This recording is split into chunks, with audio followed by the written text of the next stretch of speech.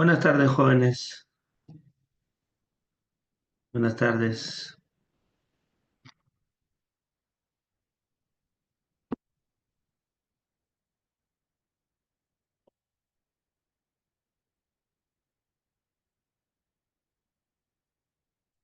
Una tarde soleada, pero de aire frío, ¿no?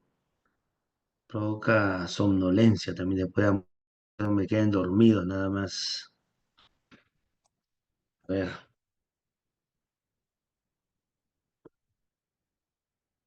listo. Vamos a empezar con nuestra clase de ética. Ética. Vamos a empezar con la definición, ¿no? En, en nuestra región, cuando digo nuestra región, incluyo a los países de habla hispana. Suele distinguirse ética de moral, ¿ya? En la ética hay una tradición aristotélica. eh, la ética gira en torno al bien, a la virtud o arete, que consiste en una vida teorética, una vida eh, contemplativa, de acuerdo al justo medio, sin excesos, ¿no? Hay una tradición kantiana que gira en torno a la moral, ¿no? El debe ser. Es decir, eh, eh, existe una conciencia que es racional, ¿no? Que nos obliga a de acuerdo al bien, ¿no? Actúa como crees, decía, actúa como crees que debería actuar toda persona en tu misma situación. Esto cuando llegue acá, actúa como crees que debería actuar toda persona en tu misma situación y eh, tenga la humanidad, ¿no? Como un fin y no como un medio, ¿no? Ten en cuenta la humanidad como un fin y no como un medio. Entonces hay dos tradiciones, ¿no? Pero aquí, antes de hablar de las tradiciones que tiene la ética y la moral, vamos a distinguir ética y moral. Pero la palabra ética deriva del griego ethos, que significa, acá hay un error, bueno, acá es siglo VIII, pues, ¿no? Está al revés, ¿no? Primero debería estar el 5, siglo VIII o siglo IX o siglo VIII, ya. La palabra ética tiene entonces, desde el punto de la definición, tiene una solo de la ética, una tradición homérica que está en los poemas de Homero. Y el sentido de ética en los poemas de Homero es de carácter o modo de ser. Esto significa carácter o modo de ser. ¿Qué se entiende por eso? Entonces se entiende que el comportamiento moral depende del carácter o del modo de ser de las personas. Cambia al igual que las normas morales. O de las normas morales no cambian, porque el carácter o el modo de ser de las personas no cambian, ¿no? Entonces se entiende también que la norma moral no cambia, es invariable. Esa es la tradición, el sentido de los poemas de Homero, ¿no? Pero hay otro sentido de ethos, ¿ya? En,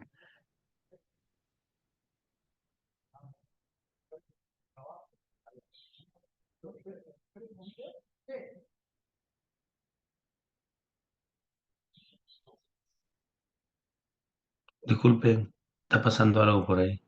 Ya.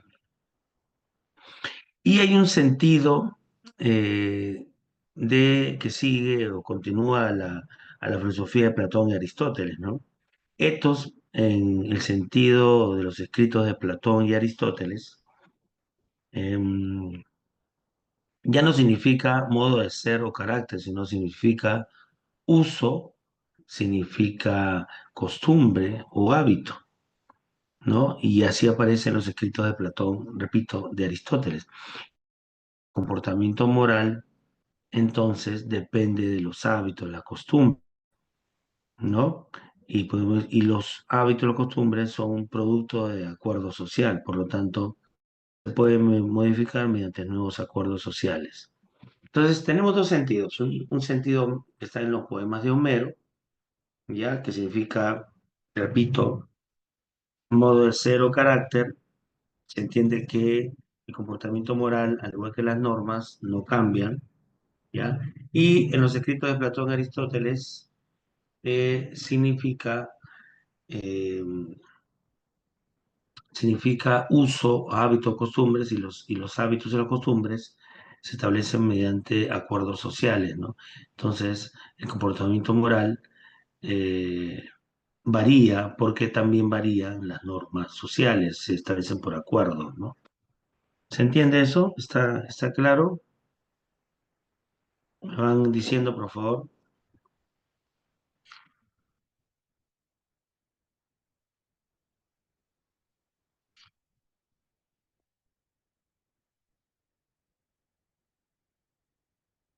Listo. Ahora, como les comentaba, en la región, sobre todo los países de habla hispana, distinguen ética de moral, ¿no? La ética está relacionada con la reflexión filosófica en torno a la moral, es decir, la reflexión filosófica en torno al pensamiento que es correcto, ¿ya? Y acá hay un ejemplo, ¿no? Eh, el comportamiento solidario es un comportamiento correcto, ¿no? ¿Y qué alcanzamos siendo solidarios? Es una pregunta. Y la moral sería las acciones o conductas que están de acuerdo a la norma, a la moral, ¿no? Se establecen por costumbre, ¿correcto? Ayudar a los demás, por ejemplo, ¿no? Un valor que la sociedad, eh, que la sociedad toma en cuenta para que la convivencia sea una convivencia armoniosa, sea adecuada. Entonces, ¿qué podemos decir al respecto? Que la ética es la reflexión filosófica en torno al comportamiento moral que puede ser correcto o incorrecto. Y la moral sería las acciones que giran en torno al comportamiento, ¿no? Al comportamiento que está de acuerdo a las costumbres de una sociedad.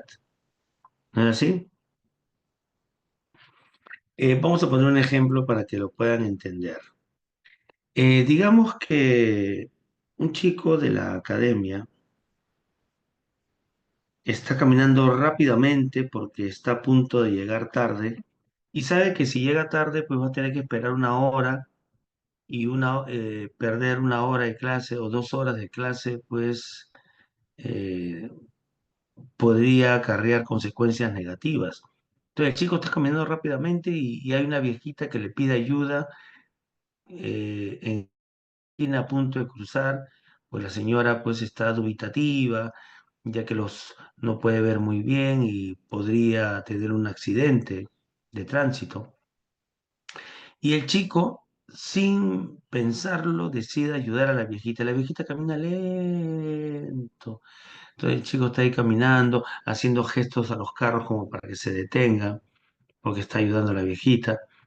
Y una de sus amigas está en la ventana chismoseando, bueno, no chismoseando, no vamos a calificarla, aunque ya la califiqué.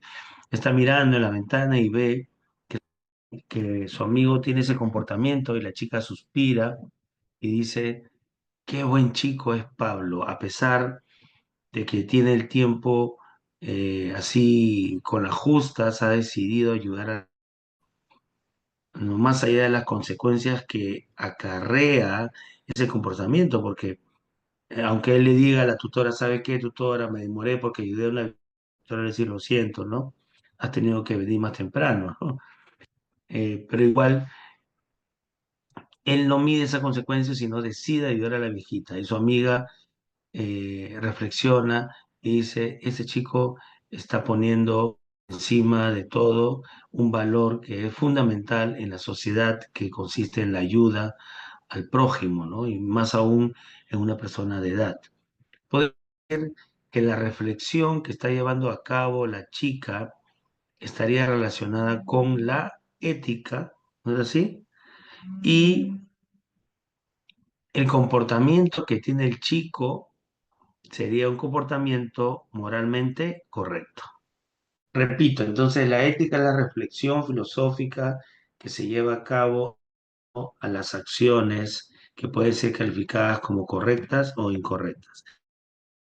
Tiene que ver con los valores, las costumbres que la sociedad señala como buenas, como correctas, ¿no? ¿Ok? ¿Estamos bien?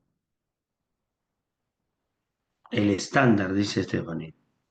Estefano, perdón. Sí, ya te cambié de sexo, perdón. Es-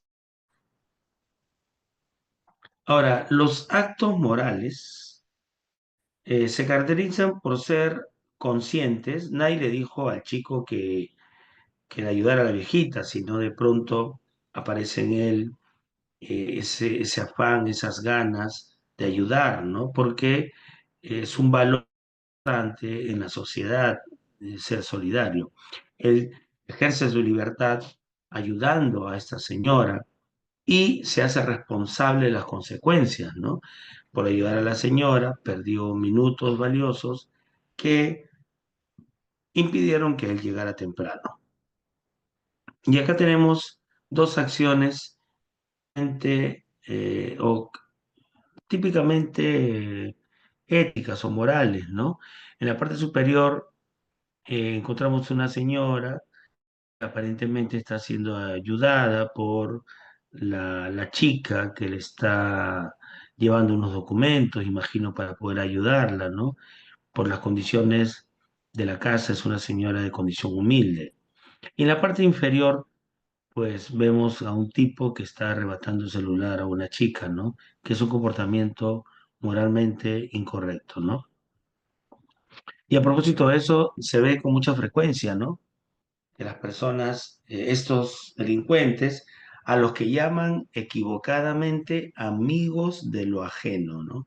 Yo creo que hay que llamarlo como tiene que ser llamado, un acto delincuencial.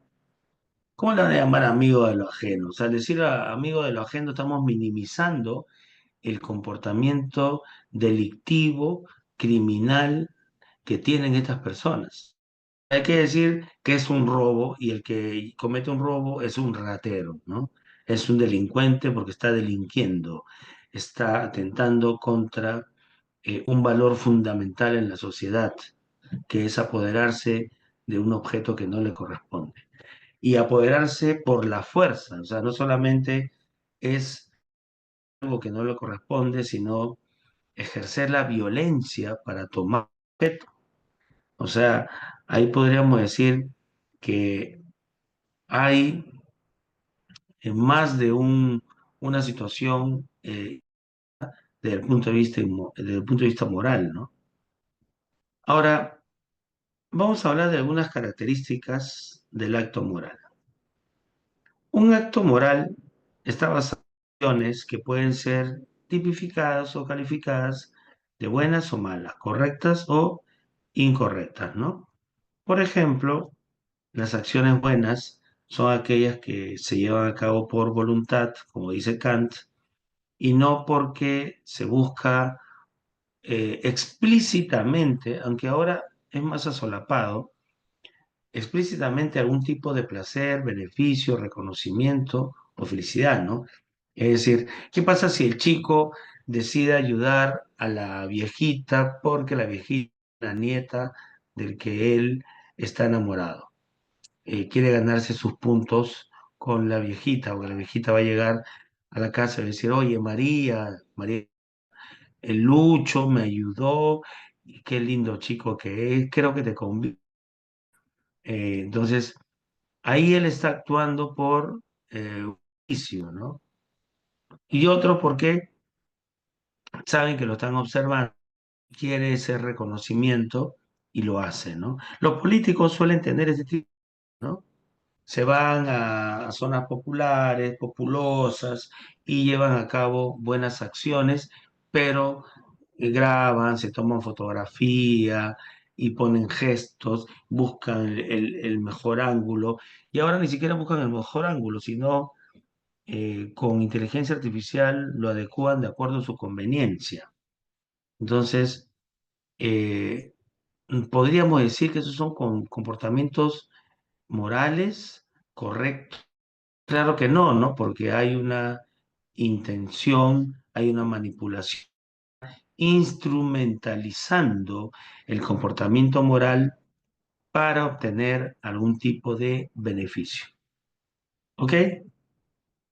Yo- Podemos decir que un acto moral lo realiza una persona moral. Entonces, estamos acá discriminando un acto moral de un acto basado en acciones buenas o malas, ¿no? El acto moral, ¿no? Lo lleva a cabo una persona moral que es consciente, es libre, ejerce su libertad y asume las consecuencias de su acción, ¿ya? Pero para que la persona pueda llevar a cabo un acto moral, necesita tener estas tres condiciones: conciencia, libertad y responsabilidad. Porque, digamos, un niño un niño no mide a veces el peligro y el niño pues va impulsivamente a recoger la pelota que está en la pista sin medir las consecuencias que son posibles y reales de ser atropellado, ¿no? O el niño que lo caracteriza por ser impulsivo y ve a una señora y le imagina como si fuera un arquero y le lanza la pelota como para que tape y la tumba la viejita, golpeándola hasta que pierde el conocimiento. Se ha visto eso también. Entonces, el niño de 4 años que juega de esa manera, ¿podríamos calificarlo de inmoral? ¿Moral? Aunque hay niños que son bien pillos, pareciera que no, no, porque su acción eh, no tiene esa condición que tiene una persona moral, que es la conciencia. Entonces podríamos decir que el niño es amoral, porque no ha desarrollado, no ha madurado la conciencia moral que le permita a él discernir entre lo que es bueno y es malo, ¿no? Ejerce su libertad de manera impulsiva y no asume las consecuencias porque él simplemente está jugando, ¿no?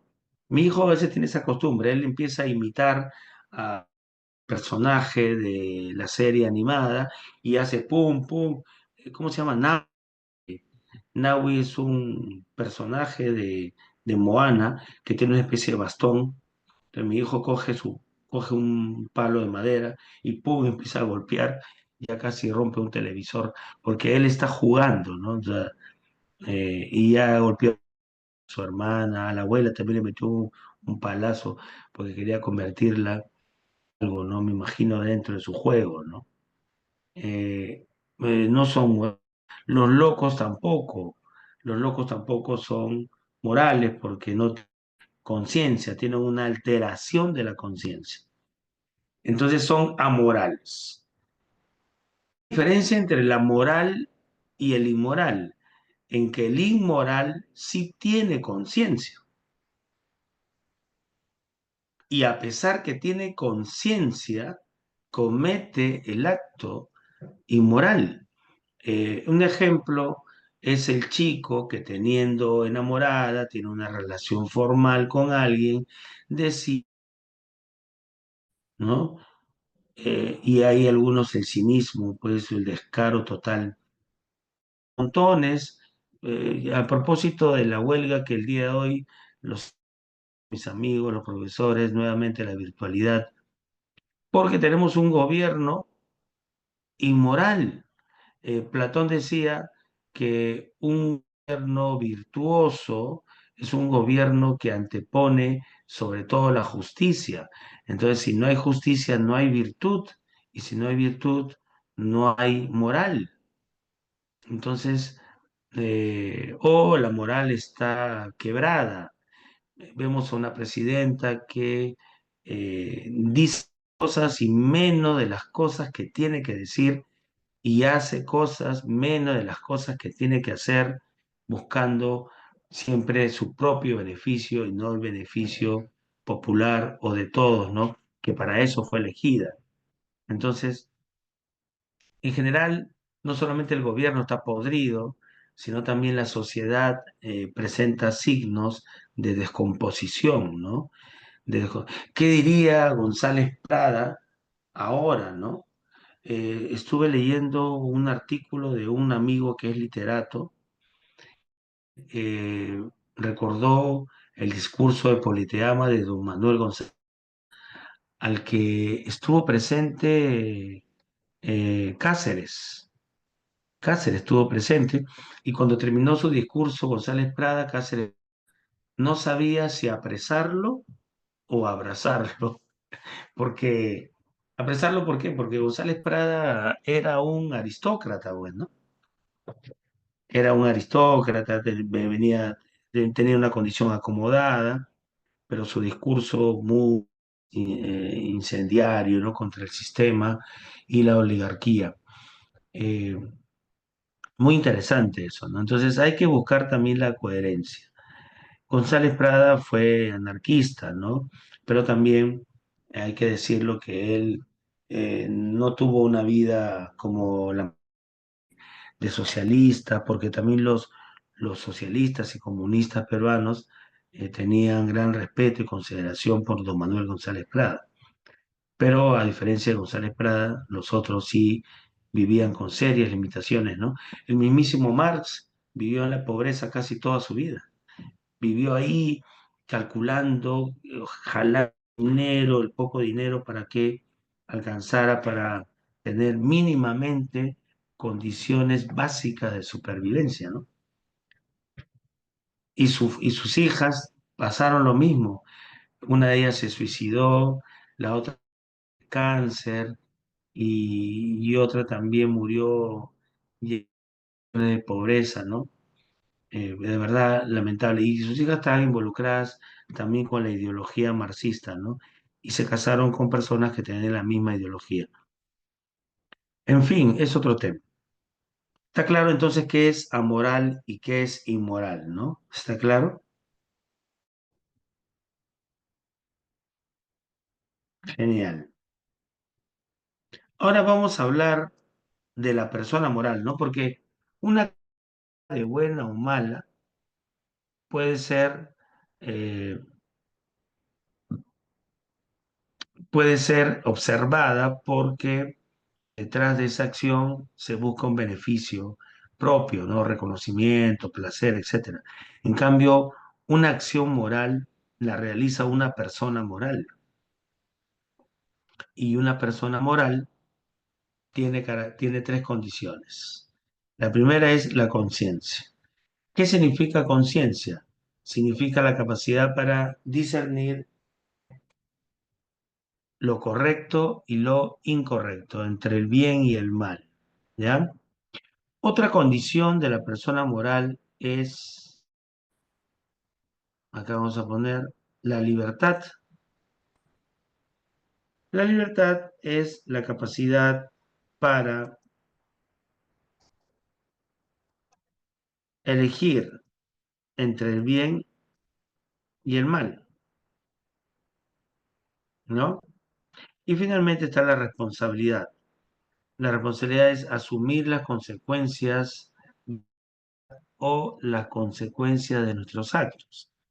Por ejemplo, vayamos en el caso del chico, ajá, ahí están opinando. Este chico que a pesar que sabe, es consciente que la infidelidad es una acción inmoral, decide ser inmoral.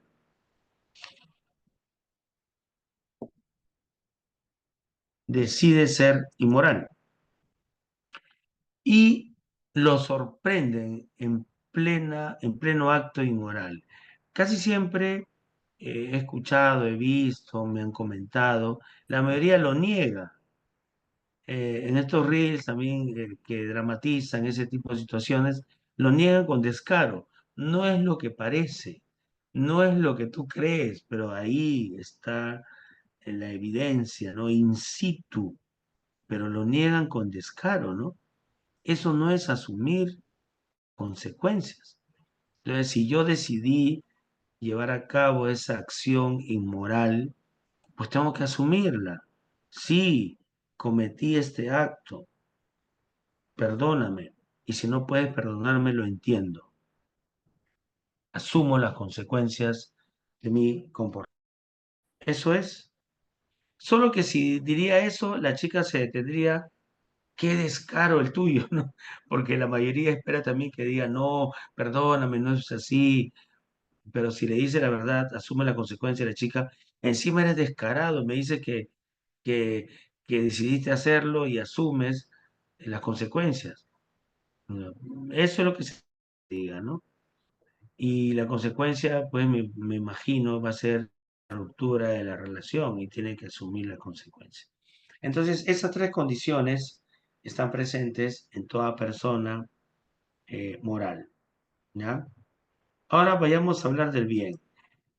Al comienzo te hablé de un sentido de etos en los poemas de Homero y otro sentido de etos en los escritos de Platón y Aristóteles. En los poemas de Homero, etos significa carácter o modo de ser y se entiende que el comportamiento moral hasta la norma no cambia, norma moral, ¿no? En cambio, en los escritos de Aristóteles significa uso, costumbre o hábito.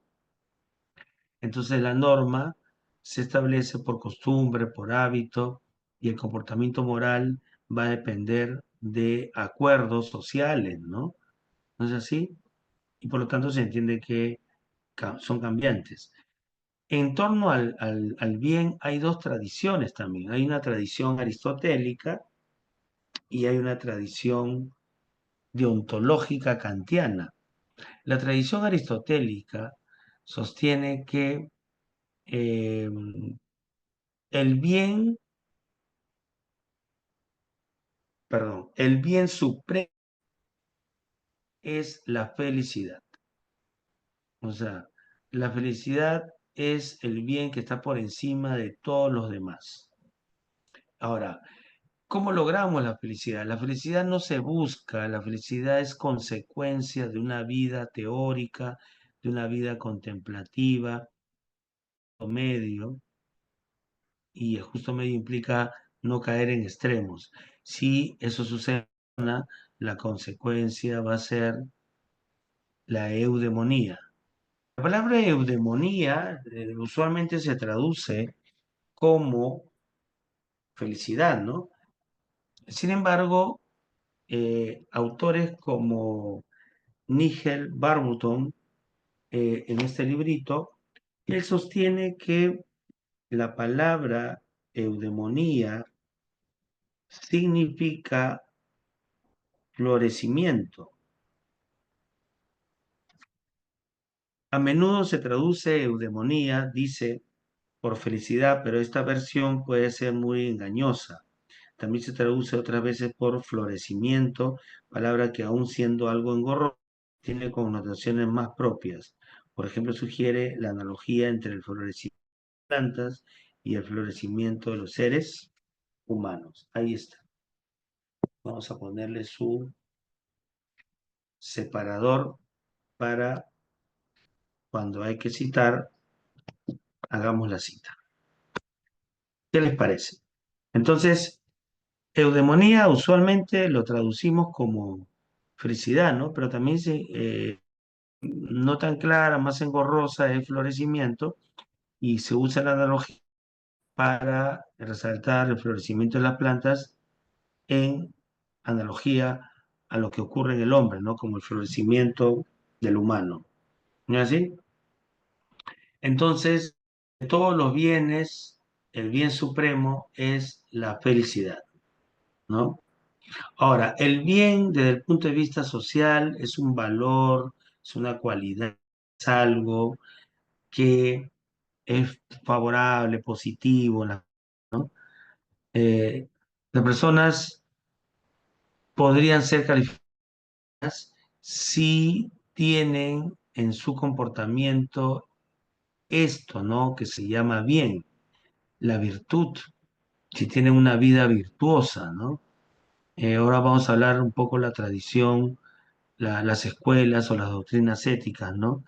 Eh, por ejemplo, estoy citando a Aristóteles, ¿no? Un hombre virtuoso es un hombre que actúa de acuerdo al justo medio sin caer en los extremos.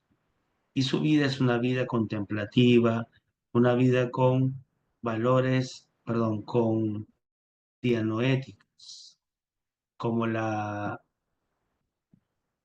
sabiduría y la prudencia. Eso ya decía Pitágoras, ¿no? Eh, los valores como la sabiduría, la vida intelectual, es mucho mejor que la banal, ¿no?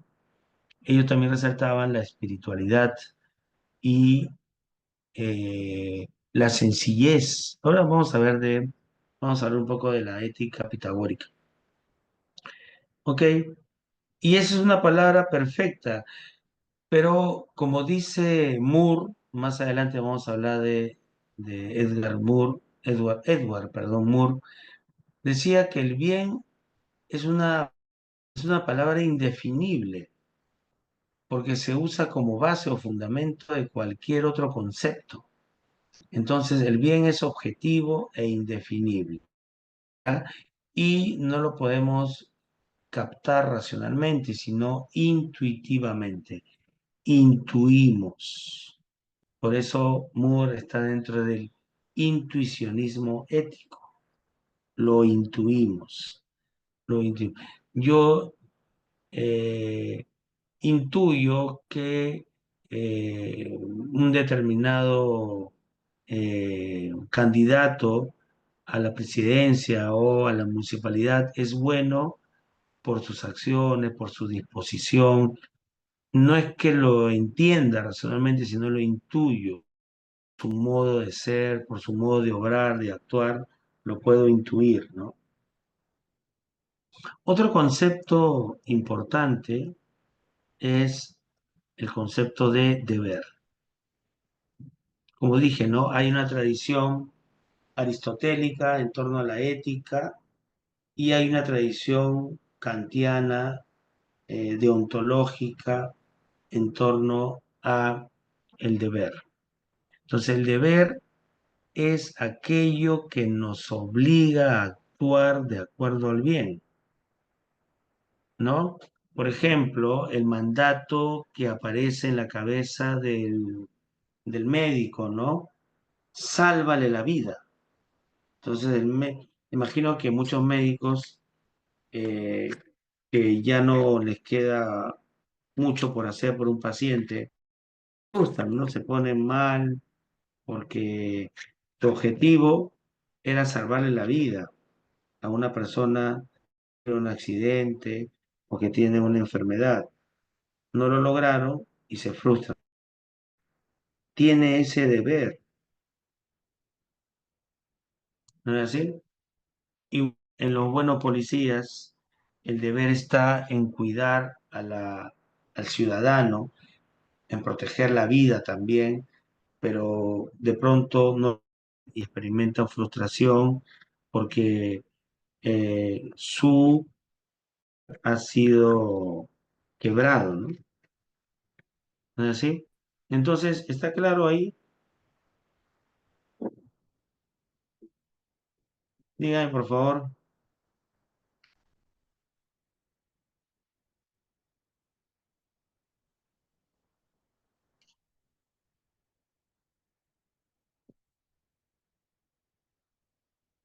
Vamos a hablar ahora de un concepto interesante. La imagen que está ahí te da alguna idea de lo que voy a hablar, ¿no? Cuando tenemos una interrogante, significa que hay alguna cuestión, un problema o un dilema. Y tenemos usualmente posiciones, y acá hablan, hay dos, ¿no? Una y otra al costado, ¿no? Usualmente se representa como el diablito y el angelito. Estamos hablando de un dilema, y el caso sería un dilema moral, ¿ya? El- Es una narración breve en la que se plantea una situación problemática donde hay un conflicto de intereses, hay un conflicto de intereses o un conflicto de valores, ¿ya? Ya que eh, asumir una decisión por uno de ellos implica ir en contra de otra, que es igual de buena que la anterior, ¿no? Eh, un ejemplo clásico lo tenemos en la pandemia, ¿no? Los médicos tenían que elegir entre una persona que estaba muy enferma y otra que no estaba tan enferma, ¿no? Entonces tenían que elegir entre quién tenía mayor posibilidad de sobrevivir. Y usualmente lo que tenía mayores probabilidades de sobrevivir eran las personas de edad ya no. Entonces optaban por salvarle la vida al joven y dejaban morir al adulto. Terrible, ¿no? La pasaron mal los médicos.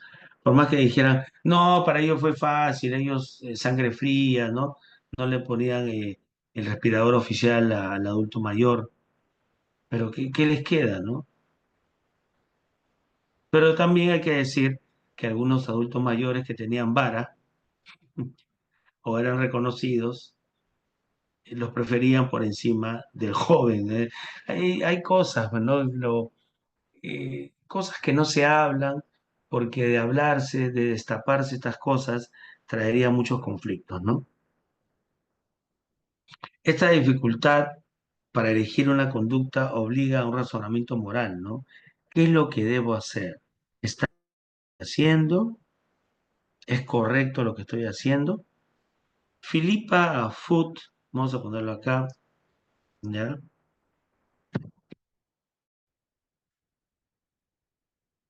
Es una filósofa inglesa que en los años 60 del siglo pasado, o sea, 1960, planteó el famoso dilema del tranvía. Acá está, que vamos a ver después, ¿ya?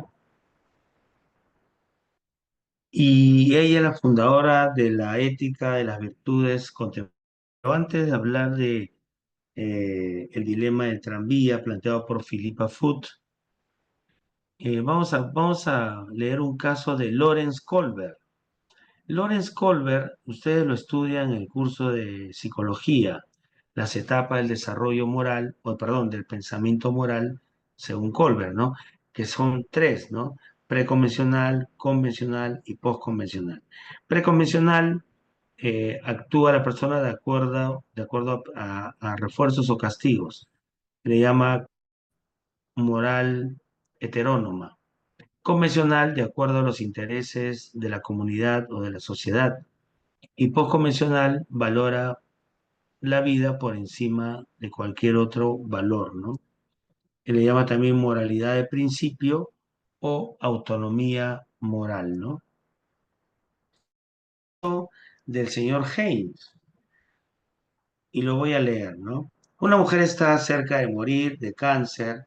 Un farmacéutico ha descubierto un medicamento que los doctores creen que puede salvar la vida de esta mujer. El farmacéutico cobra $2.000 por una pequeña dosis, 10 veces lo que cuesta el medicamento, 10 veces. El marido de la mujer enferma, Haynes, pide prestado todos los que conoce y logra reunir $1.000. El farmacéutico que le vende el medicamento, pero el farmacéutico dice, no, yo lo descubrí y quiero ganar dinero con él. Haynes, desesperado, entra al almacén del hombre y roba el medicamento. Pregunta Colbert. ¿Debió Haynes haber hecho eso? ¿Por qué sí y por qué no? A ver, piensa. Escribe,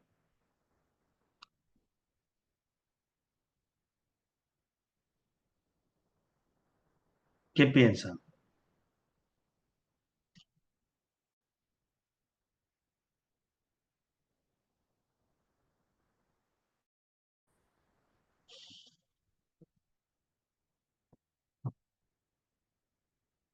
¿No piensan nada?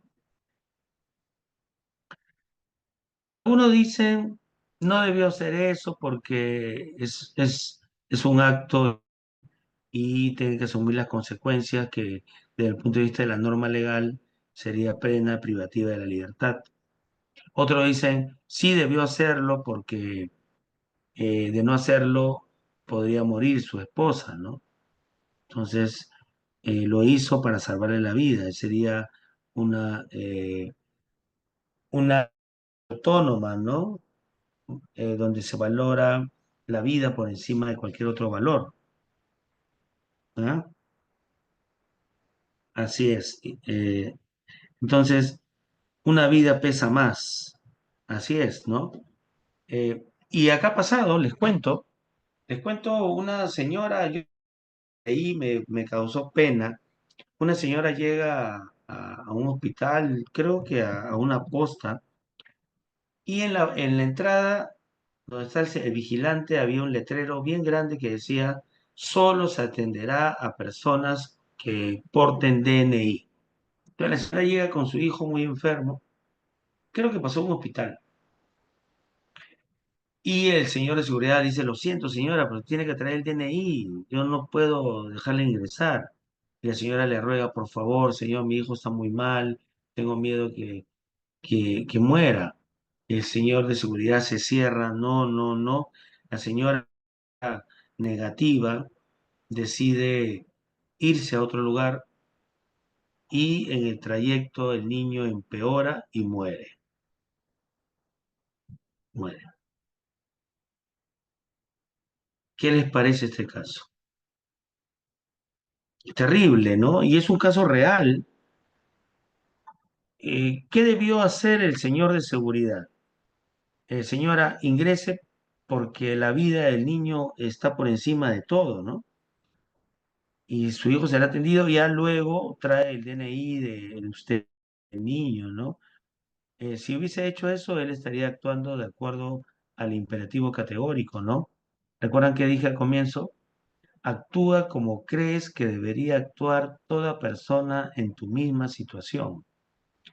Entonces, imagínense que ustedes son personas, que ustedes son la persona que tiene esa emergencia. ¿Qué esperan? Ser ayudados, pues, ¿no? Porque es la vida de un niño. Y esas pérdidas son irreparables porque ya no se le puede traer a la vida nuevamente. Entonces, es un tema sensible que es muy probable que venga en un examen de admisión, ¿no? Siempre estos temas llaman la atención y están presentes en los exámenes, ¿no? De admisión. No sé si tienen alguna opinión, alguna pregunta.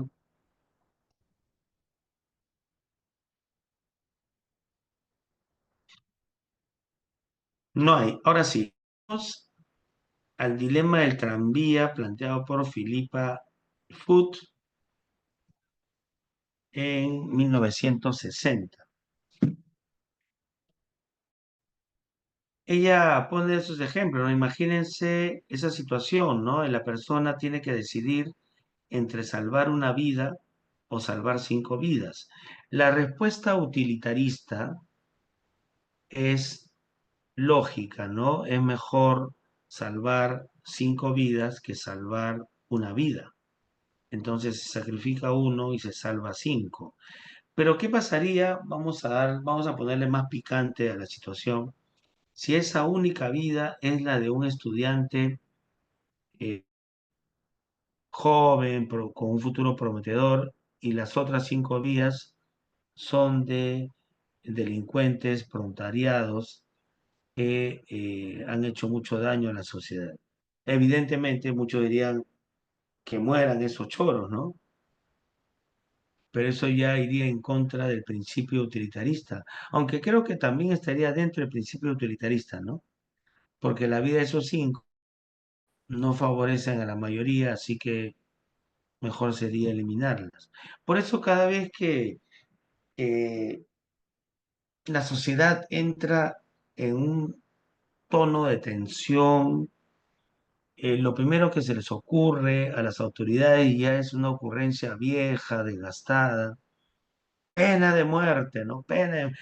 Sabemos que es populismo, pero lo de la pena de muerte, porque eso implica salirnos del derecho internacional al que estamos adheridos, ¿no? Y salirnos, no es que salimos y ya aplicamos la pena de muerte, o sea, es un proceso que puede durar años, 5 años, ¿no? Entonces, no es la solución. Y el otro caso, sacrificar al gordito o sacrificar a las 5 personas también, ¿no? Es un problema, ¿no? Que Philippa Foot lo planteó aquella vez, ¿ya?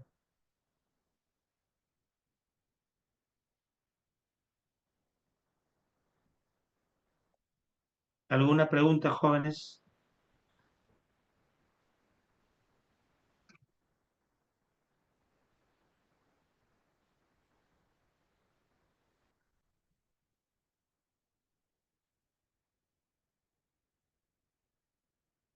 Todo ok, listo.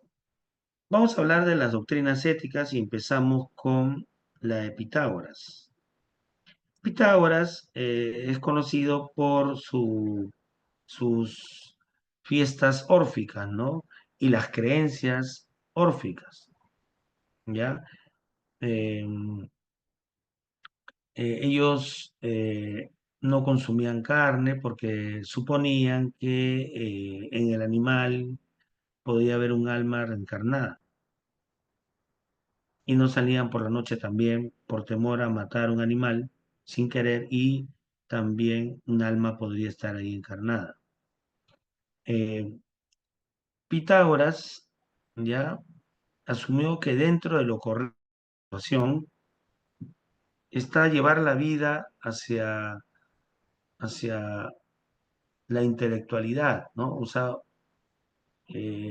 cultivar la vida intelectual, que nos aleje de lo sensible, que es lo banal, ¿no? Entonces, el cultivo de la espiritualidad, el cultivo de la intelectualidad, que también tiene que ver con la espiritualidad, nos aleja de cosas banales. Pero también valoraron ellos la sencillez, ¿no? El vestir con lo básico, comer con lo básico, no eh, mostrar egoísmo, no mostrar eh, eh, exageración al momento de ir a actuar, ¿no? Que sería algo negativo. Y esto es una constante. Otros van a pensar así también, como vamos a ver a continuación. La ética sofista. La ética sofista considera que lo que conocemos como moral se establece por convención social, ¿no? Y eso se debe a que cada uno de nosotros, siguiendo la doctrina de Protágoras, es muy peculiar de ver. O sea, hay una subjetividad en el ser humano. Por eso resulta necesario establecer lo que es correcto de modo convencional. Esa es la ética de los sofistas. La ética de Sócrates es conocida también como ética o moral intelectualista, o también se le dice intelectualismo moral, según la cual el bien equivale a conocimiento. El bien, que es la virtud o arete, equivale a conocimiento, ¿no? Y está en uno mismo. y puede ser descubierto por la razón. Ahora, la práctica de la virtud, según Sócrates, practicar la virtud nos va a la demonía, que es la felicidad. Y se entiende también que si el bien equivale a conocimiento, entonces el mal sería, y las personas harían el mal no porque quieren, sino por ignorancia del bien. El virtuoso escucha su conciencia, él le llama daimon, ¿no? O el demonio. Desarrolla la encrateia. La encrateia es la autorregulación, el control. Entonces, si yo sé que es incorrecto la infidelidad, entonces me controlo, ¿no?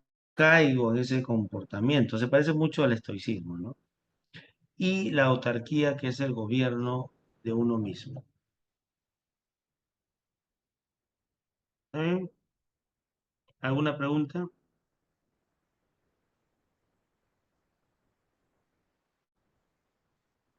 Me disculpan un segundito, necesito ir a los servicios.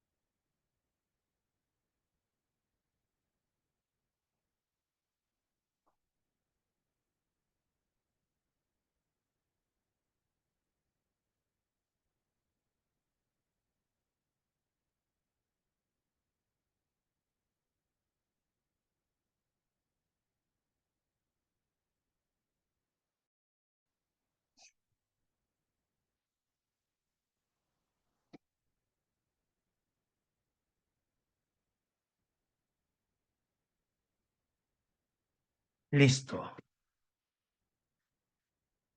Continuamos entonces. Hay conceptos acá importantes como encrateia, la regulación de los impulsos y la autarquía, que es el gobierno de uno mismo, ¿no? Profesor, aquella persona que hace el mal teniendo todo un plan detrás y sabiendo que ocasionará sus acciones, ¿qué conjetura podría?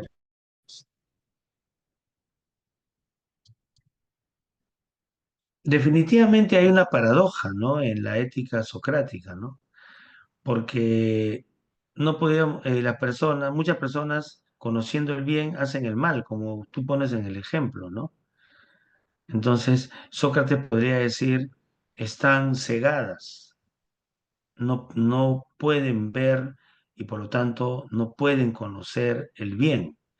Por eso, acciones malas, ¿no? Me imagino que eso podría decir, ¿no?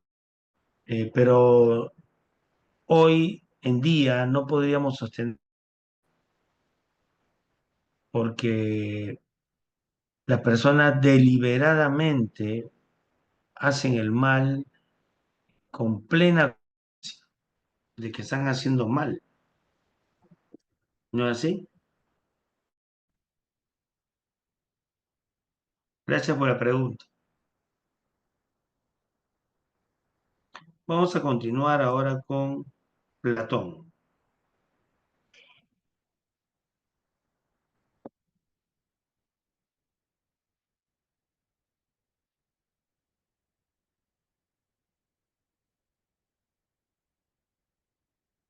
Platón, él dice que la virtud está en el alma, ¿no es así? Eh, y existen tres tipos de alma que corresponde a tres tipos de personas. ¿no? Eh, y eh, cada persona actúa de acuerdo a la virtud que tiene, ¿no? Y nos plantea el mito del carro al lado, ¿no? Tenemos un caballo desbocado que es desobediente, que tiene un alma concupiscible. ¿Y qué virtud tiene que desarrollar? Debe desarrollar la regulación, el control, la templanza.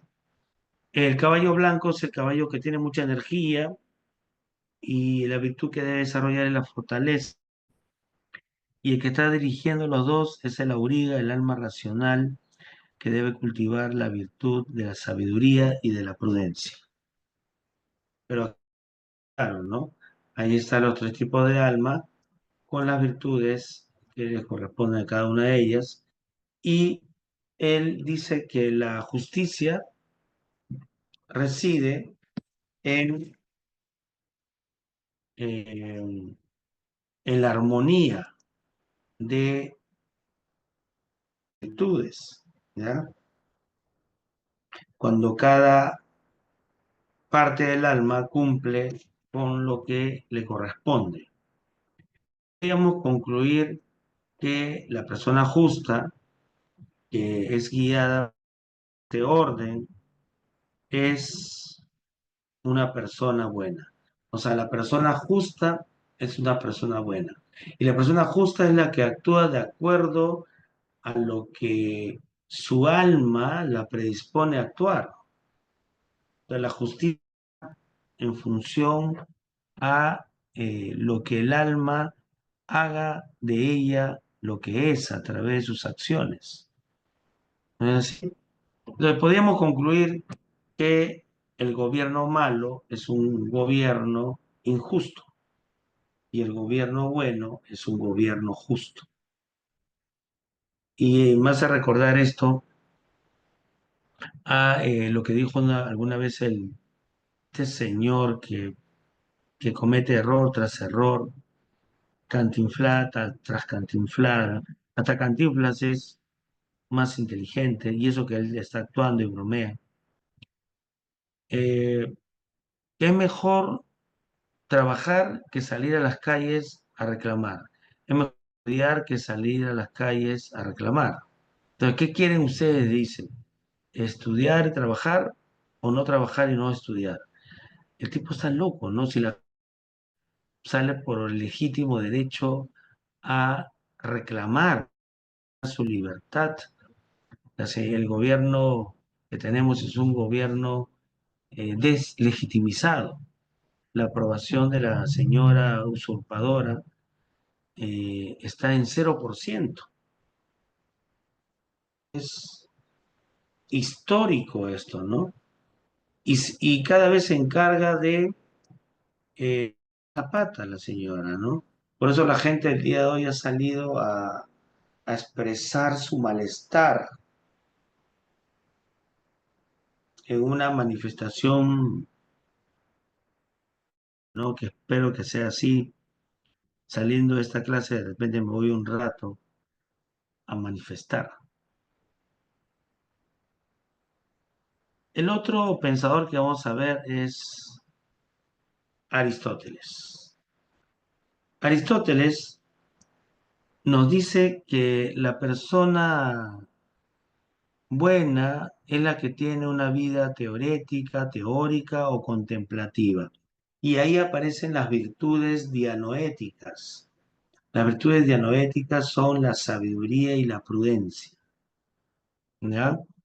Esta persona actúa de acuerdo al justo medio, porque los extremos son negativos.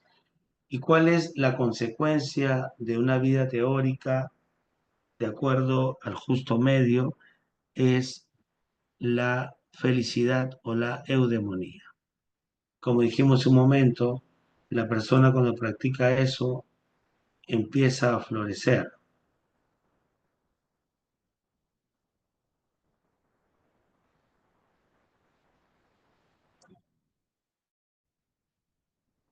La ética de los cínicos. Antístenes era llamado el perro blanco y Diógenes fue llamado por Ciorán el perro celestial. Estas personas tenían como principio vivir con lo básico, lo elemental y valoraban la autosuficiencia, ¿ya?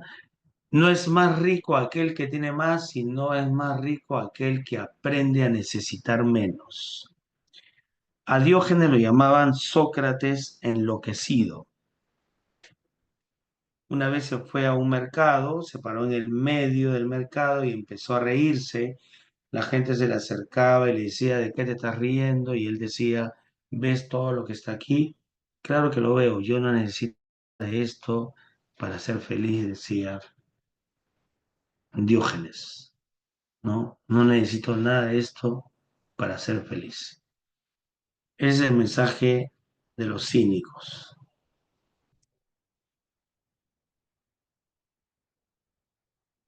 Ética hedonista. Hay dos eh, sentidos. Uno es de Aristipo de Cirene, que dice que el hombre de manera natural busca el placer y evita el dolor, pero él también considera que hay que desarrollar el autocontrol, ¿no? Porque si no nos vamos por el lado malo. En cambio, Epicuro considera que el hombre busca el placer sensorial, pero es banal, como también lo dice los pitagóricos, así que ponen énfasis en el espiritual. Y eso te va a permitir lograr la ataraxia. ¿Qué es la ataraxia? El estado de imperturbabilidad, el equilibrio.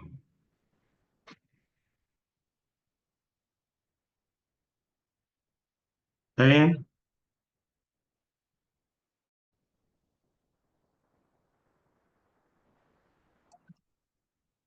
Me dicen,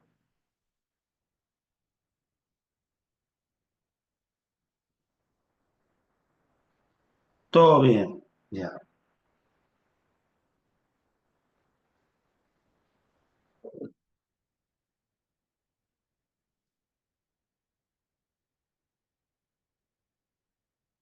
Ahora vamos a hablar de la ética de los estoicos.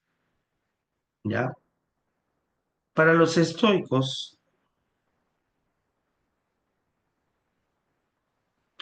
es importante control de los apetitos sensoriales, las pasiones, a través de la razón, ¿ya? Y hay cosas que están dentro de tu control y cosas que no están dentro de tu control.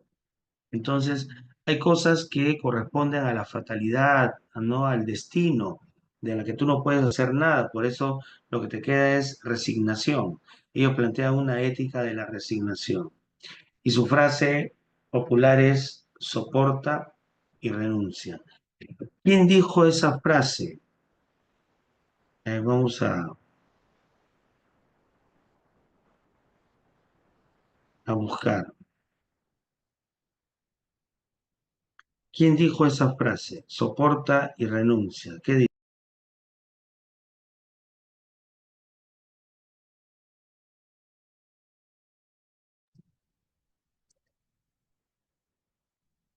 No se atribuye la frase. Si bien la idea de soportar el dolor y renunciar al placer es central en el estoicismo, no existe un registro de que un filósofo estoico en particular haya acuñado esa frase exacta. El estoicismo, y el estoicismo, una escuela filosófica helenística, enfatiza la virtud como el único bien y la importancia de la razón para lograr la apatía en el sentido de ausencia de pasiones perturbadoras, no indiferentes. Los creían que Le pregunté a la IA y la IA me dice que probablemente es una expresión moderna, ¿no? Que no la haya dicho ningún filósofo estoico, ¿no? Entre los filósofos estoicos está Epicteto, está Séneca, que fue esclavo, está Marco Aurelio, pero sí a ellos se le llama, o sea, la ética que ellos promovieron, se llama ética de la resignación. Epicteto, ¿sí? ¿Quién es la? La fuente sería interesante que nos pase la fuente.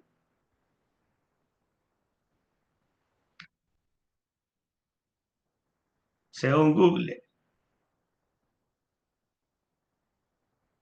según Google, ¿no?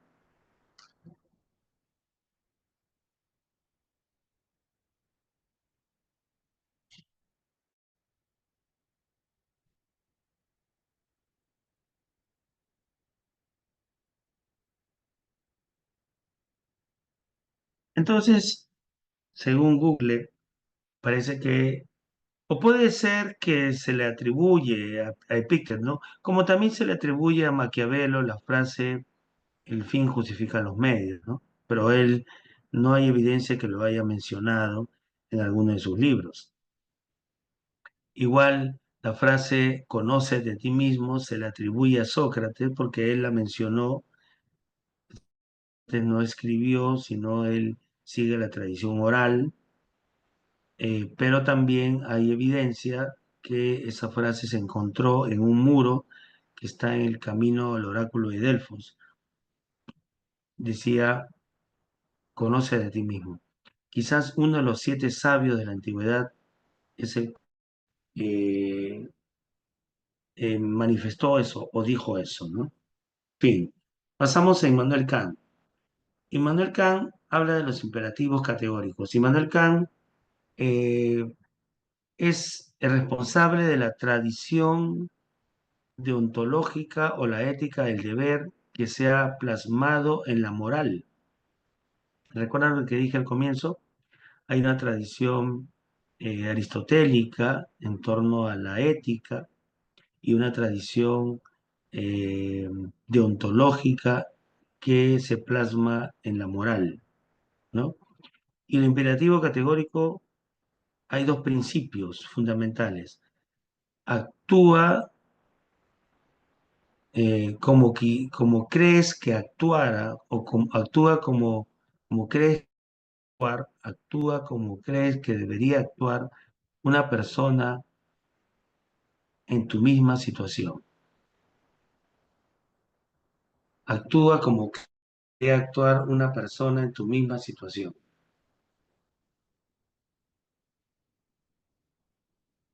Por ejemplo,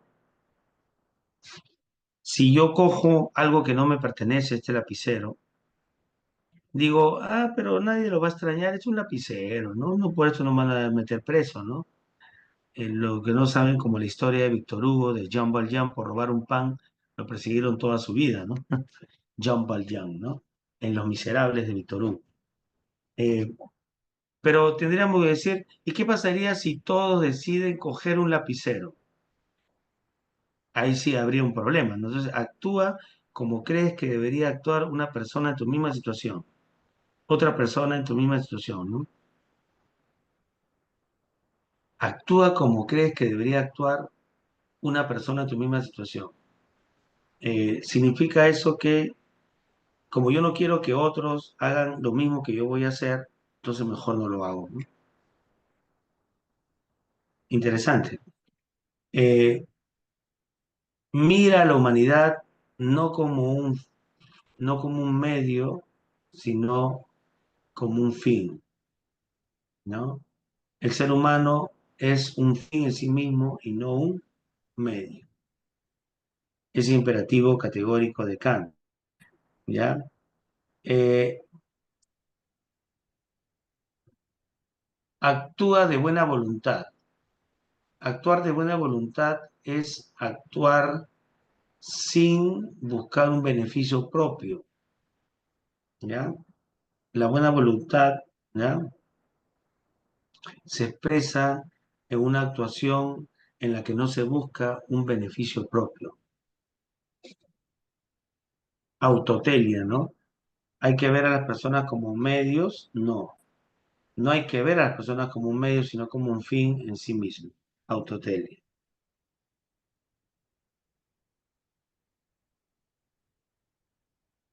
No todos actuamos igual, ahí se encuentra una refutación. A ver, ¿cuál es el objetivo de Kant? El objetivo de cada antes de que tú realices una acción inmoral, ponte a pensar, ¿qué pasaría si todos deciden hacer lo que tú vas a hacer? Ahí sí habría un problema, ¿no? A ver, yo lo minimizo, me llevo un lapicero, nadie me va a meter preso por un lapicero, pero ¿qué pasaría si todos deciden hacer eso que tú estás haciendo? Ahí habría un problema. Se normaliza ese comportamiento. Muchos comportamientos que se han normalizado, ¿no? Por ejemplo, el de ceder la conmigo, y yo lo guardé, yo le guardé la cola, eh, el de, el de estar obligado a prestarle dinero a un buen amigo, porque es tu amigo, se normaliza. Si todos se acercan a pedirte dinero prestado, ¿lo harías? Entonces hay un problema, ¿no? Entonces lo que está detrás del pensamiento de Kant es la racionalidad. Kant habla de una conciencia racional. Entonces, la conciencia racional es una conciencia pensante. Entonces, tú cuando te pones a pensar, ¿qué pasaría si todos deciden hacer actos inmorales? Entonces, caeríamos en el caos. ¿No es así?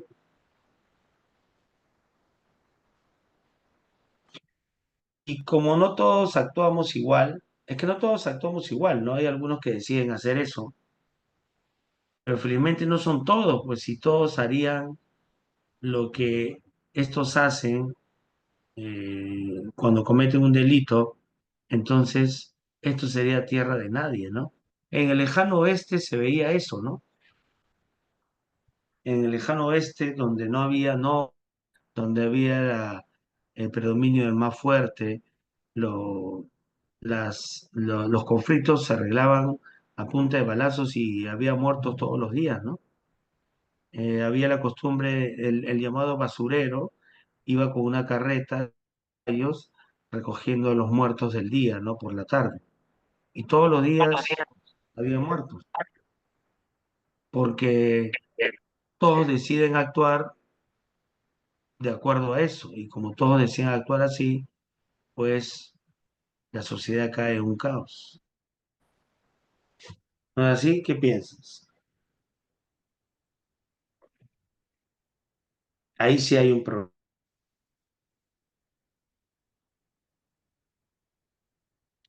La ética sigue el principio de la conciencia racional, ¿no?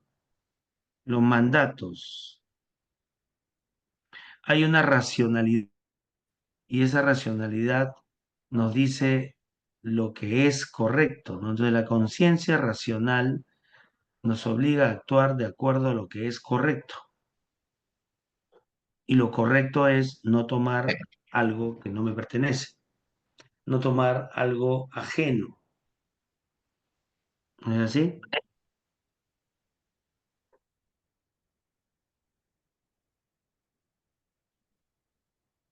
¿Alguna pregunta?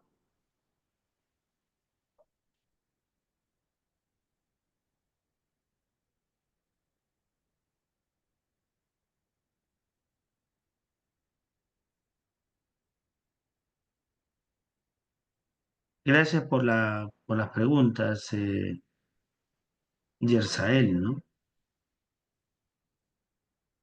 Seguimos con acá está John Stuart Mill. Según él, ya el bien está en función a lo que es bueno. Eso se llama principio de utilidad. Si es bueno para la mayoría, es bueno para la minoría. Como pusimos en el caso de el dilema del tranvía de Philippa Foot, eh, lo conveniente es salvarle la vida a 5 personas y sacrificar la vida de una persona. Lo conveniente es salvar la vida a la persona que es buena y no salvarle la vida a las personas que son malas, ¿no? Actuamos por conveniencia. Friedrich Nietzsche, ética evolutiva. Según Nietzsche, tipos de moral, ¿no? Eh, Está la moral cristiana, que es una moral de esclavo, moral de sumisión, la piedad, perdón, se basa en la esclavitud y la moral del señor eh, aristócrata que se basa en la mesura, en la dirección, en el tomar el toro, ¿ya? ¿Correcto?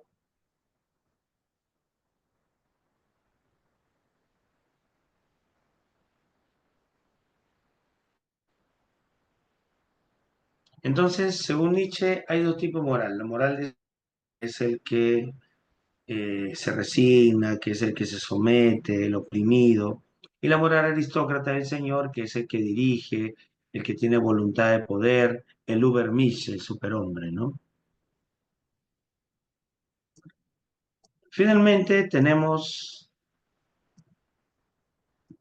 la ética in- o intuicionismo ético de George Edward Moore. Él dice que no es posible comprender el bien de forma racional, ¿ya? ¿Ok? Y por eso el bien no se puede definir, más bien se puede intuir, ¿ya? No, el bien es objetivo e indefinible. No podemos racionalizarlo, pero sí podemos intuirlo, ¿correcto? Intuyo que eh, personas podrían hacer un mayor bien en un trabajo en beneficio de alguien que una persona. Intuyo, ¿no? Intuyo que la persona que cuida, alimenta, protege a los animalitos es una buena por sus acciones, por sus gestos, por sus actitudes, pero el bien no está definido, solo se intuye. Pregunta,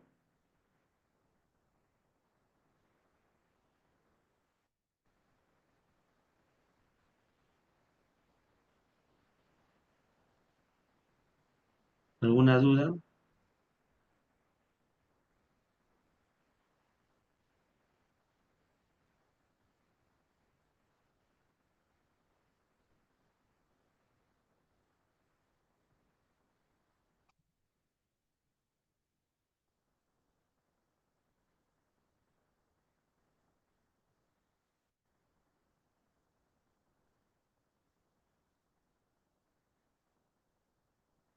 ¿Qué dice?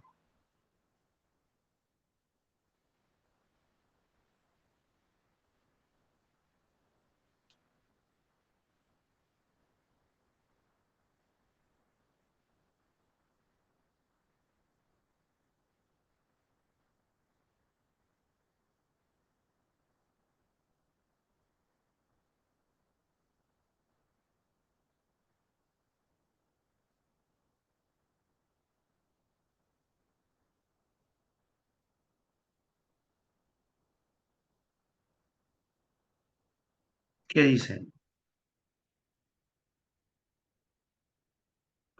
Pero actuamos y a ver, allá. Profe, ¿cómo saber si la intuición es correcta? ¿Ya?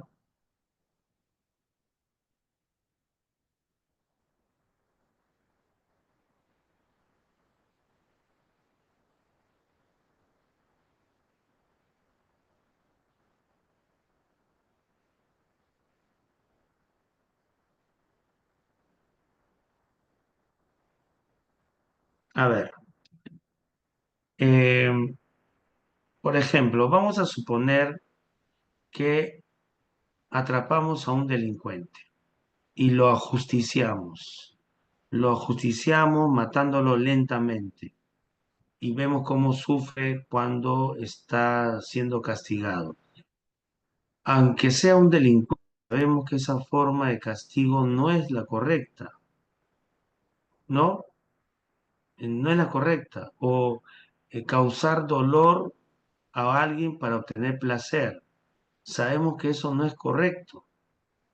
O sea, intuimos que está mal. Lo que hizo la presidenta está haciendo un mal trabajo, está llevando el Perú a la crisis total, la señora esta, y tiene la desfachatez de pedir aumento de sueldo. Entonces, ahí nuestra intuición nos dice que está mal. Ahora, podemos caer naturalista, dice Moore, cuando creemos que lo natural es placentero. Entonces, eh, tomo, por ejemplo, una bebida, una piña colada. La piña colada tiene alcohol, entonces como lo siento rico y me adormece, entonces puedo suponer que es bueno. Y voy a tomar otro, y de repente me embriago y me pasa algo malo. Entonces la falacia naturalista es la creencia que todo lo que es natural es bueno, ¿no? Y es falso. Entonces podemos suponer que la uña de gato es buena para la tomo uña de gato, pero el exceso de uña de gato puede causar algún tipo de problema en el organismo.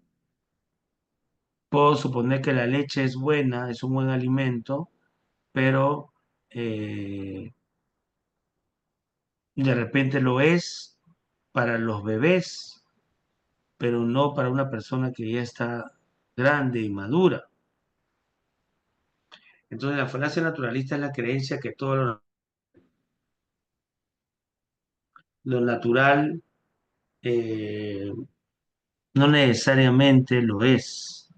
Entonces, ¿cómo yo discriminar que mi intuición está bien? Cuando nos toca evaluar, pues, ¿no? Está bien que,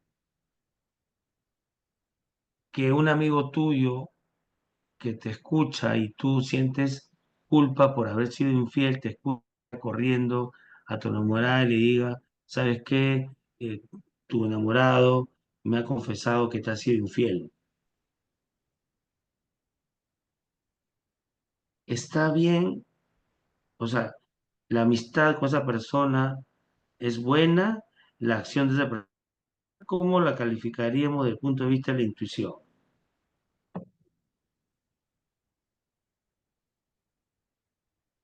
Que si bien es cierto, le contó y todo lo demás, pero nuestra intuición, que es, que no es una inferencia, sino la intuición es inmediata y directa, directa e inmediata. O sea, yo cuando intuyo, lo capto de forma directa e inmediata. Ahora, cuando interviene la razón, lo infiero, ¿no? Calculo, establezco relaciones. Hay diferencia, ¿no? Desde el punto de vista lógico, yo puedo pensar que él ha querido, pues, eh,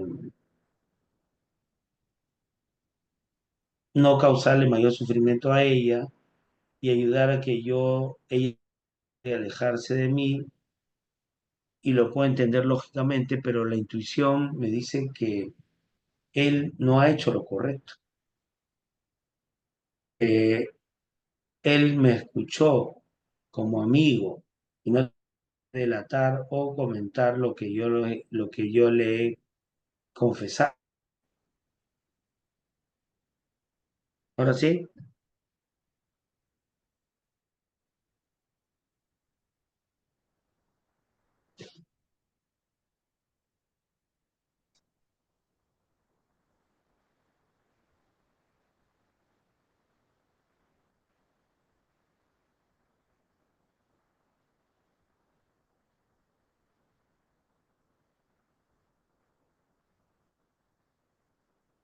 ¿alguna pregunta?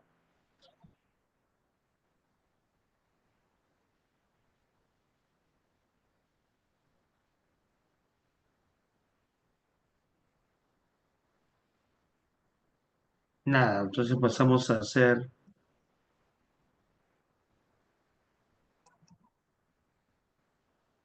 la práctica.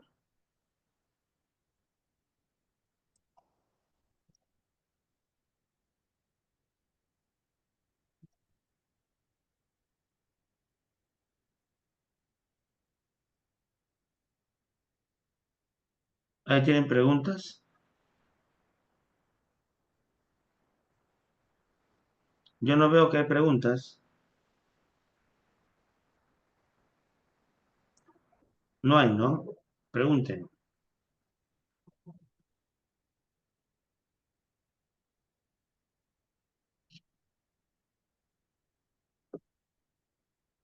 Si la persona, a ver, te pregunta, si tú haces, pase por lo mismo que tú has pasado, ya que esa persona haber cometido un acto de infidelidad y te la tiene que haber confesado, entonces tú haces lo mismo.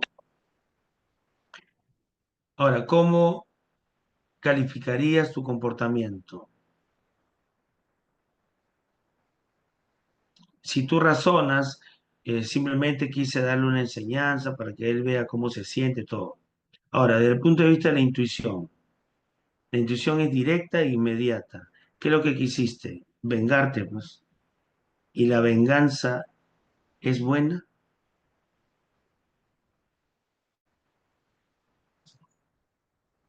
Obvio que no.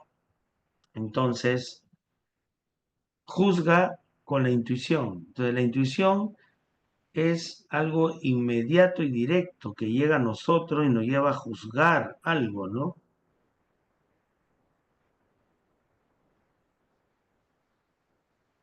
No a través de la razón. Ahora sí. Profesor, ¿para usted el intuicionismo ético está bien? Eh, podría, podría considerarse. Hay otra teoría que se parece mucho a esa, que también tiene sus fallas, que es el emotivismo ético de David Hume. David Hume dice que eh, el bien está en función a las reacciones emocionales que produce. Entonces, tú haces bien si procuras generar esa respuesta emotiva en el otro, ¿no? Pero es una verdad parcial, ¿no? Porque puedes estar engañando, estafando, manipulando o instrumentalizando, ¿no? El comportamiento del otro para lograr algo, ¿no? Entonces, yo creo que la intuición nos dice algo siempre, pero quizás lo que no hace que me anime plenamente en esa doctrina es que es necesario evaluar también. O sea, debe entrar a tallar la razón, la parte pensante, ¿no? Entonces, eh, el caso que puse, ¿no? Este amigo me hizo eso.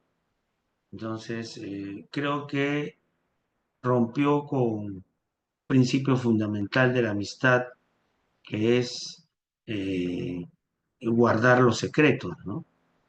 Entonces, eso se parece a un acto de confesión.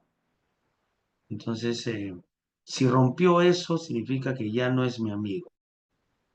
Entonces, me pongo a razonar. Ya no tengo que evaluar su amistad porque eso no hace un amigo. En su defecto, me hubiese dicho a mí, está mal y no me parece, y me hubiese animado a que yo mismo le cuente que he sido infiel, en lugar de que él se lo cuente. Ahora, si está de por medio una situación grave en la que la vida peligra, ahí sí se podría entender, pero lo estoy entendiendo, ahí entra Tallar Kant, ¿no? O sea, a lo que voy es que yo no me quedaría con una sola doctrina, sino en la práctica las decisiones que tomo están en función a varias doctrinas que tengo en la cabecita. Es importante decir la verdad. Es importante. También es importante, como dice Aristóteles, decidir el momento indicado, a la persona indicada, las palabras indicadas. Eso ya implica inteligencia emocional, ¿no? Y ahí interviene la razón, ¿no? Cuando le damos inteligencia a nuestras emociones. Y eso hace que nuestro comportamiento sea, pues, vamos a decirlo así, más justo, ¿no? O sea, no estoy evaluando solo una perspectiva o una teoría, sino estoy tomando en cuenta dos o tres teorías. Hay personas que sí harían eso, hay personas que no, hay personas como yo que evaluaría un poco más. No sería tan impulsivo, salvo, como dije hace un momento, que la vida de la persona esté en riesgo. No sé si eso responde a tu pregunta.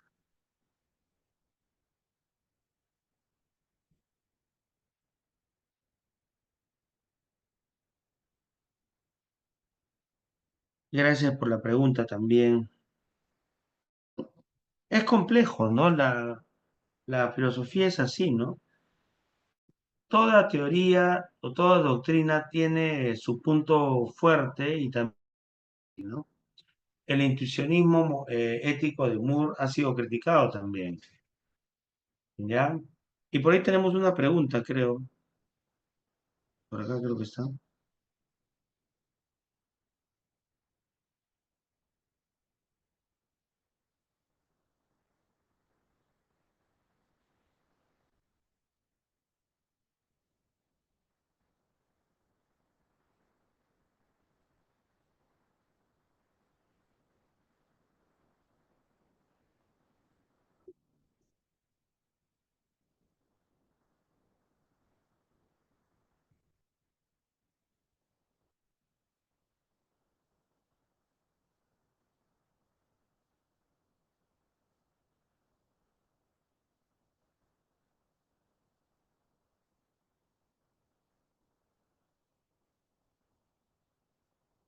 Esta, mira.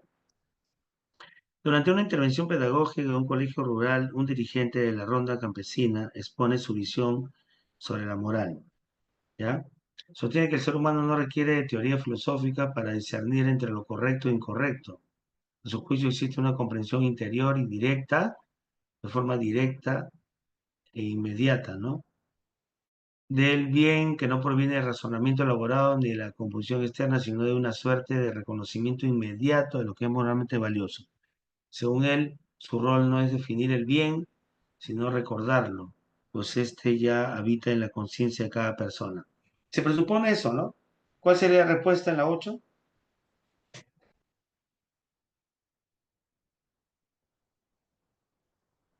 La A, claro, ¿no?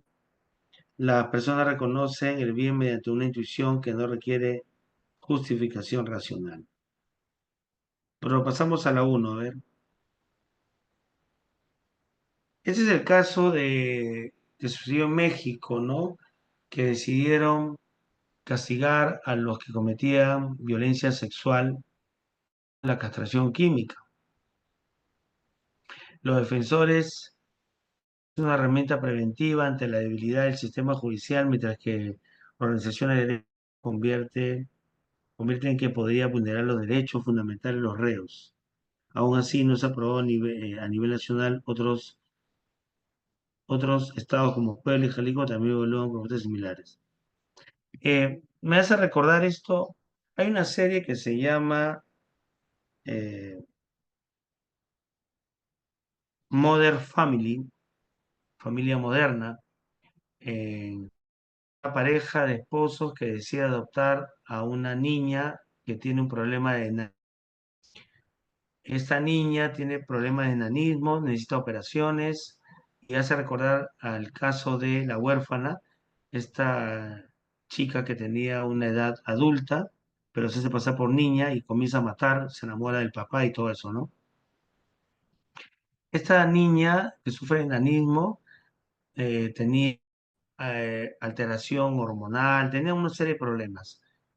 Y la mamá empieza a investigar y se da cuenta que hay una serie de problemas en cuanto a su fecha de nacimiento, no hay claridad, y asume, por la actitud que tiene, la niña tiene problemas de conducta, que no es una niña, sino es una adulta.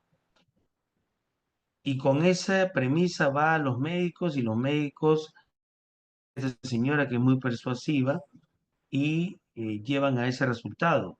Pero creo que es un médico. Y otros médicos le dicen a la señora que no es posible lo que ella dice, que es una niña. Al final la encierran por mandato judicial. Un juez dice que es una adulta y la encierran en una casa de, para personas con problemas mentales. Otra persona la rescata en un juicio y en el juicio demuestran, sacando los argumentos de otros médicos, que no era una niña, perdón, que no era una adulta, era una niña. Pero durante toda la serie te hacen ver la percepción de la mamá. Y la mamá creía, estaba convencida que era una adulta y no la quería. Al final, la niña que supuestamente era la villana resultó ser la víctima y la mamá que era supuestamente la víctima resultó ser una villana. Por eso hay que tener muy en cuenta eso. Yo les recomiendo que vean esa serie, es buena, Modern Family, que les puede gustar. Es una serie corta, se ve rápido, en sus ratos libres, ¿no? Lo pueden ver. Eh, pero acabo de contar, entonces hay que tener mucho cuidado. A veces nosotros creemos que es lo mejor, pero no estamos viendo las consecuencias en el otro. Cuando nosotros decidimos hacer justicia, deshumanizamos al otro. ¿Y qué ocurre cuando lo deshumanizamos? Tenemos licencia para hacer lo que querramos con el otro. Recuerden que los delincuentes, por más que hayan cometido crímenes, etcétera, no dejan de ser humanos. Y eso es un dilema también, ¿no? Entonces, ¿cuál sería la respuesta acá en la uno?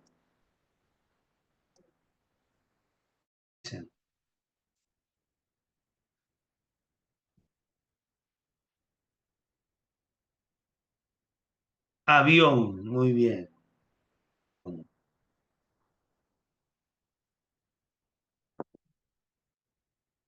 Y la dos, las objeciones de Organización de Derechos Humanos frente a la castración química se fundamenta principalmente en qué?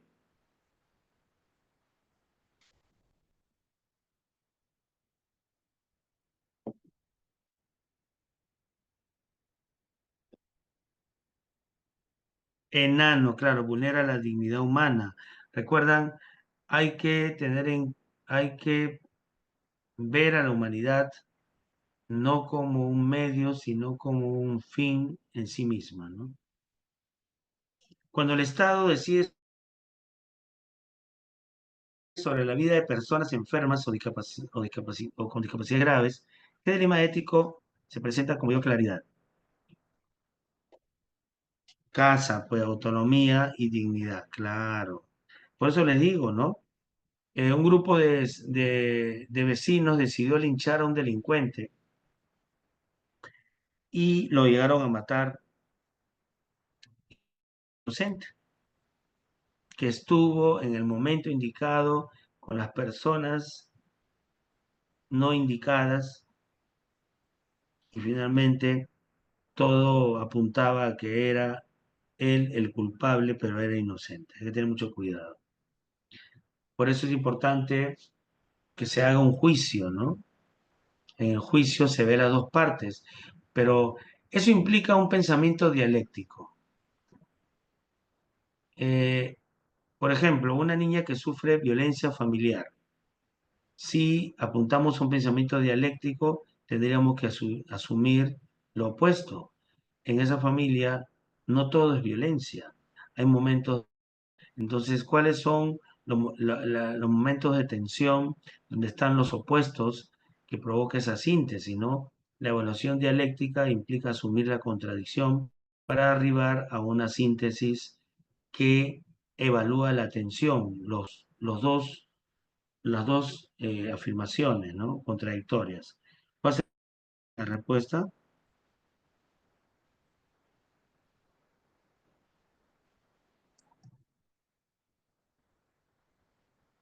Dedo, claro, dedito, muy bien. La 5. Aquello que se busca por sí mismo no es más valioso que lo que se desea como medio para alcanzar un fin.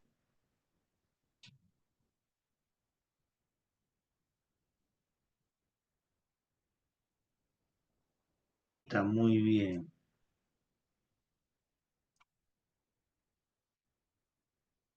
A partir del texto anterior, determine el valor de verdad o falsedad. En la 6. ¿Qué marcas? A ver.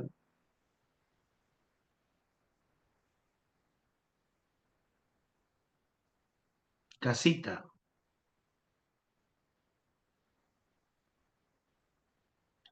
La felicidad es el único fin absoluto que no se desea en función de ningún otro. Eso es verdadero, porque es el fin supremo, pues. Entonces, no sé, es claro que es verdadero. La D sería, muy bien.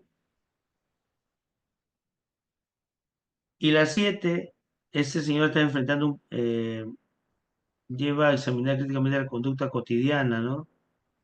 Comienza a cuestionar los actos pasados, especialmente aquellos relacionados con la sinceridad de sus padres.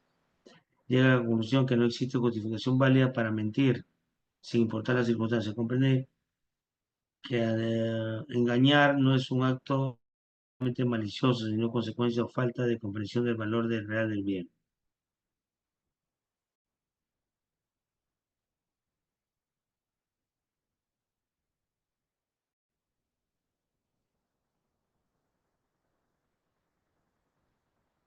Está diciéndose ahí que es importante llevar a cabo una reflexión para que la razón nos ayude a alumbrar. La respuesta sería dedo. No, sería beso. Claro. Toda acción justa es el resultado de la elección racional fundada en la comprensión del bien. La D no tiene nada que ver. Besito sería. La 8. Ahí está, ¿no? Ya la hicimos. La 9.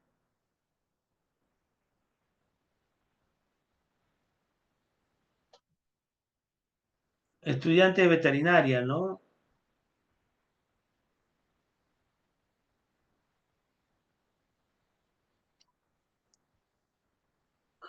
¿Cuál sería la 9?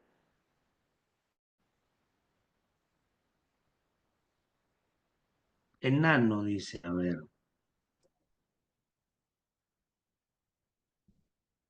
La primera se relaciona, eso es correcto. La 2, Antonio expresa postura coherente, claro, también es correcto.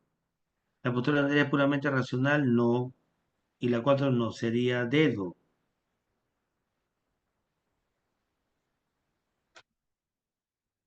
Dedo sería. Y la 10, eso pasó, ¿no? Una chica que está en el concierto K-pop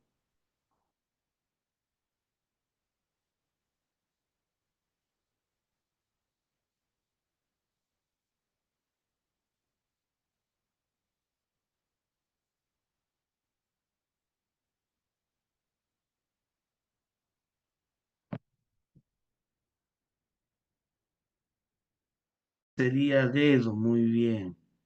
La 11,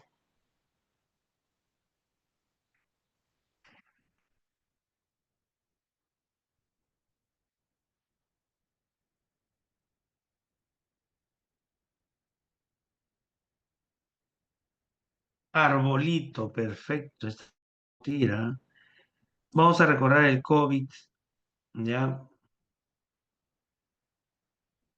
Hay un dilema acá, la tensión que pusieron en el personal médico de tener que salvar a unos sacrificando a otros, ¿no? ¿Cuál sería la respuesta?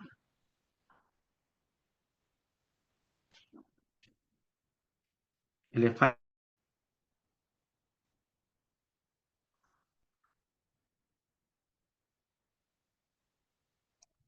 La tensión ética radicaba en que la decisión del personal médico debía cargar con el peso moral de haber favorecido una vida en un texto donde ninguna opción era completamente justa. ¿Qué decisión representa mejor una respuesta ética consecuencialista ante el dilema descrito? Consecuencialista,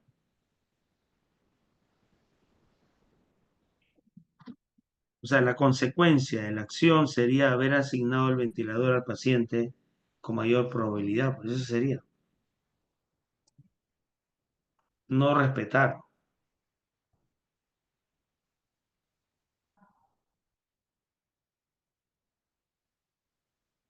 La 13,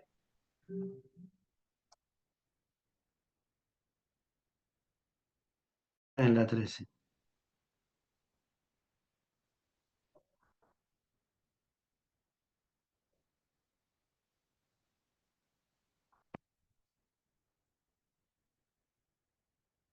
Casita, Hume resalta la importancia de la empatía, lo que le dije, ¿no? Mientras que la libertad y el deber racional. La empatía, ¿no? Se llama emotivismo ético. 14,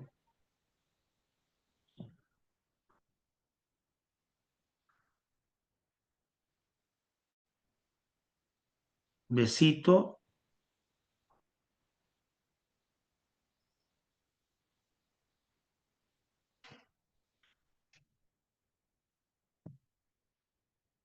Hume considera que el interés, eso está bien. Para Kant también está bien, ¿no? La 1 y la 2 son correctas, el resto son incorrectas. Avión. Y 15, la última.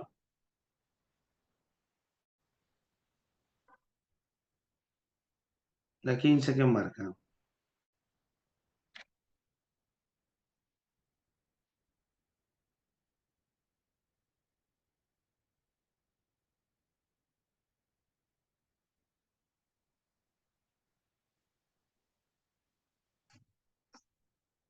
La 15 sería la C, muy bien. Casita. Aunque el principio moral es intuitivo, su aplicación puede requerir de reflexión y análisis de la situación. Casita. Muy bien, chicos. Hemos llegado al final. Espero que hayan aprovechado la clase el día de hoy. Ha sido una clase interesante que tiene que ver con un tema que tiene mucha presencia en exámenes de admisión. Bueno, cuídense mucho. Nos estamos viendo, Dios mediante, la próxima clase. Hasta luego. Chao.